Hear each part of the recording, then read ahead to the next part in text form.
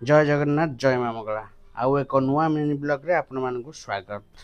आज आम सकाळे उडू उडी बाहरलु कहीं घरे बा थिला पूजा। घरे पहुँचिकी देखिलु नना आमर पूरा माँ को जारा खारा रूपे सजाई देखुना केते सुंदर देखा माँ। सजासजी सरला परे नना कहले कहीं डेरी कर चलन जा कलश बुड़े आसिले सीना पूजा आरंभ करवा। आमे आउ डेरी न करी बाहर जाइलु कादुओ चकटी चकटी कलश पूजा करिया।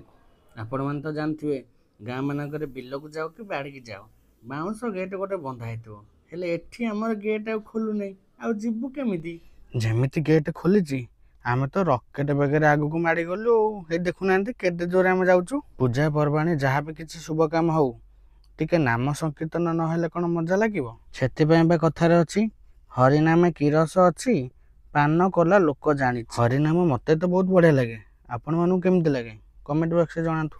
बहुत समय चलला परे आमे पहुँच जाइथिलु पोखरी कूଳରେ कारण कलसी बा सेठी बुड़ा हबो। हेले पोखरी कूଳରେ एते खरा मु जानि नथली मनुष्य पूरा नाली पड़ी गलानी। ओहो पूजा सारला बेलको भोकरे पेट पूरा कौन रड़ी देलानी। घर को आसी देखे तो बो पूरा बिना प्याज रसुण रे खाइबा पूरा रेडी कर रखिछि। ओह कि शांति। खाइके उठी देखे तो मौसा आ गुगुली कुकुर सहित खेलुचंती। आपण माने सत कहले कुकुर बळे देखा होछ एटा ना भालू बळे देखा होछ।